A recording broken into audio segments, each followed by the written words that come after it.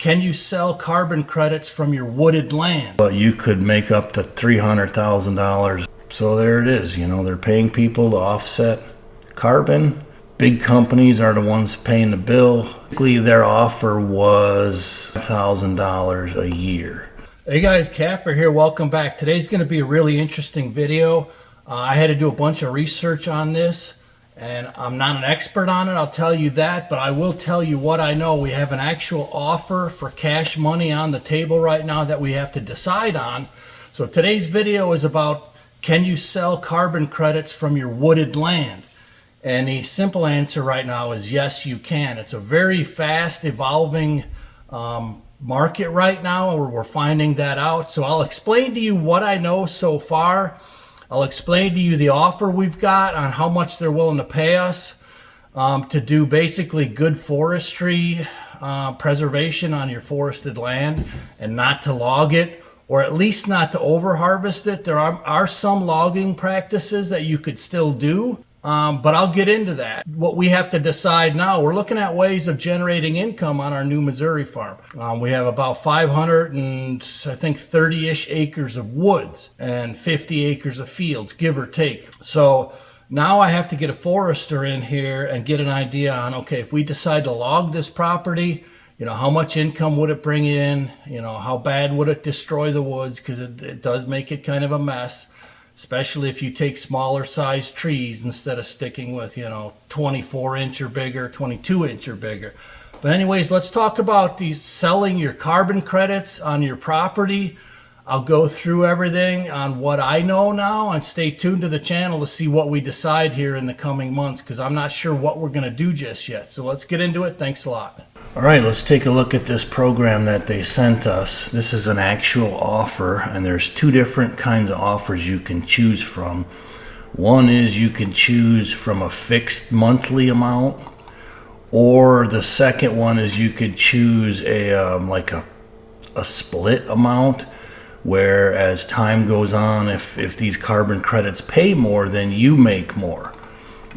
So here's kind of what's inside. I read through this whole thing. I've had conversations with their representative, and I got all of my questions answered. Basically, the nuts and the bolts of this is that you're basically pledging your woods for 25 years. You got to have trees on it. The trees are the carbon credit, because the trees, which neutralizes carbon in the atmosphere. So at least that's the principle. So here's the membership. It kind of tells you what happens if you sign it. They are supposed to come out and do an on-site carbon analysis, but they already gave me the offer before even doing that. Here's their actual offer. And now what happens with this carbon program is they attach it to your deed, so they now have a lien on the property, if you will, like in conservation lien, that you agree to abide by basically all the rules here. So basically, you're not allowed to log your property, but there are a bunch of carve-outs for that. So you could log up to 10% of your woods, but they also have generally acceptable conservation practices.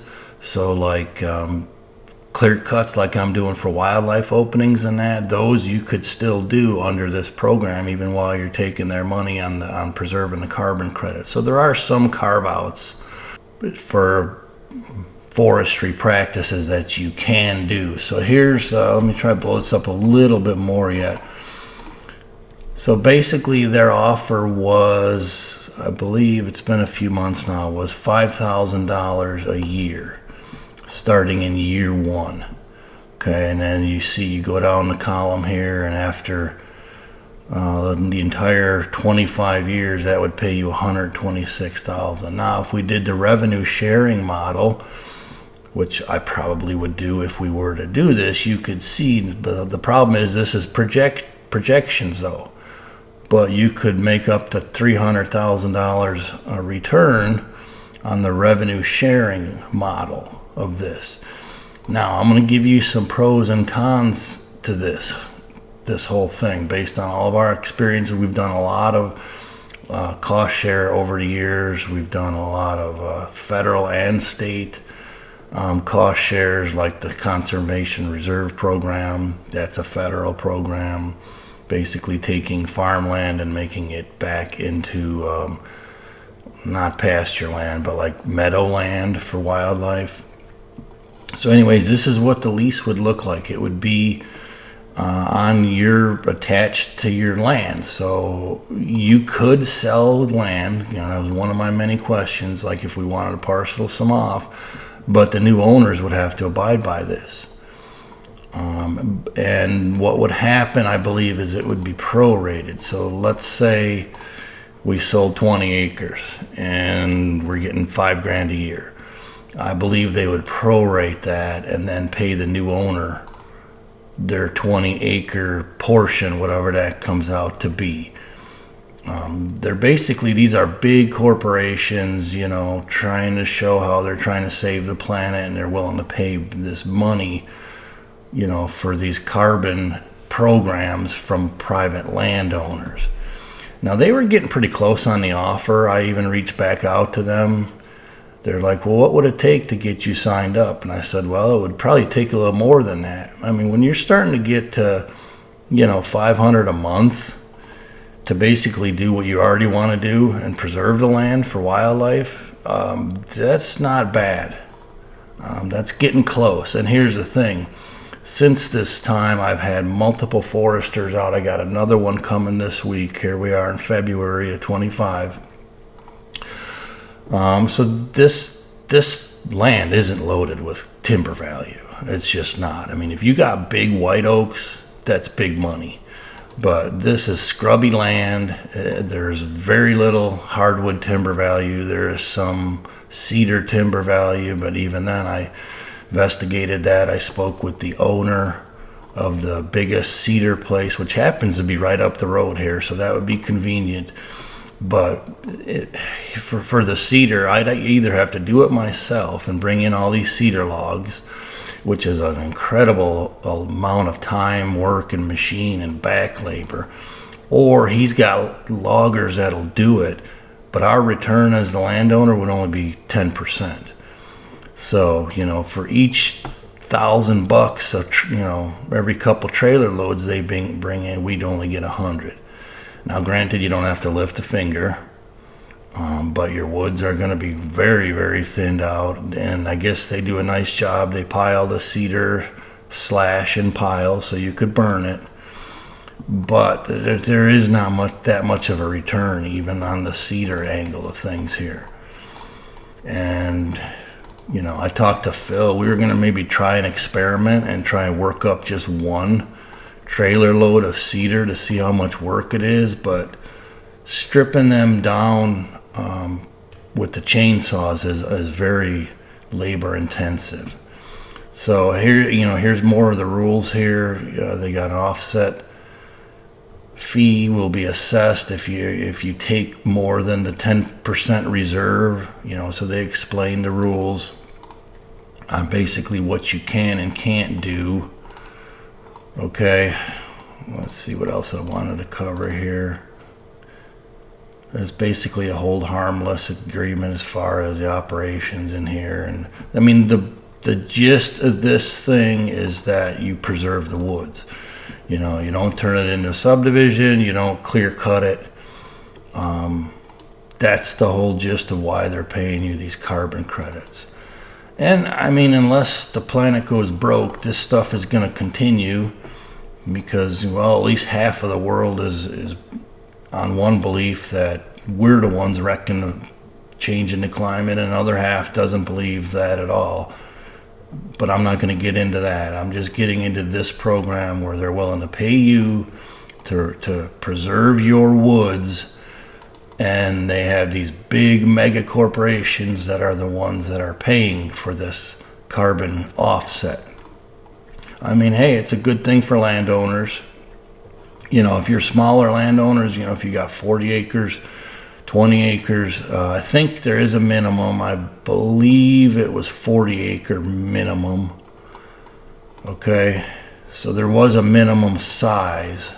This just goes over again. This is attached to your deed. So from a resale aspect, this could reduce the value from a buyer's perspective. But if you're wanting to build a house, I think you could still do that. So if you bought 10 acres and you got your 10% offset, you could only clear 1 acre.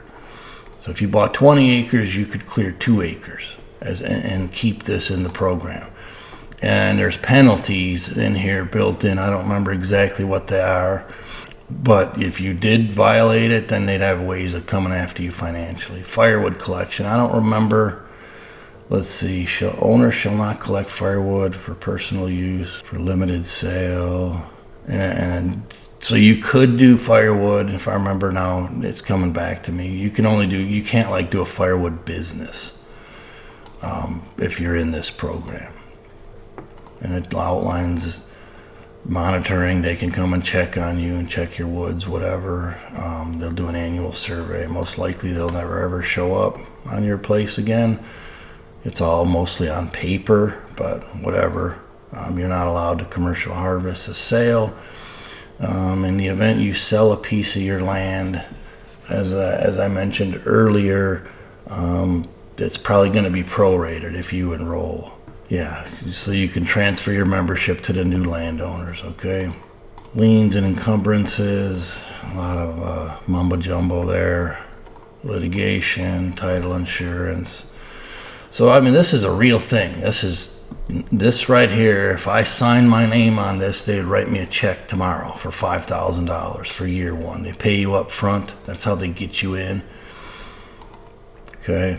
This probably also would give you a property tax break in most states, because then now you are in a forestry program. So that's something to consider also. Defaults and remedies. This is what happens if either you or they break the contract in any way, shape, or form. Termination rights, force majeure. I think if you're forced to do something, like I said, I'm not going to read all this. I mean, or if you are interested in this, just Google it. And there's multiple companies. This is just one company that's out there. Now, I might have got a better offer if I went through a different company, but I just trying to do all my homework as far as the land and income potentials. That's why, we get a lot of questions like on our land clearing, like, you're wasting the wood and you're wasting this. Well, not really. I have looked at just about every angle to determine what is our best return on equity for this property and to keep as much of the property, without having to sell it or get us a bunch of new neighbors. Waiver to right to a trial by jury. If somebody knowingly, voluntarily, and intentionally waives the right to a trial by jury, blah, blah, blah, it's litigation. Here's the land description and your exhibits. So, it is a real thing.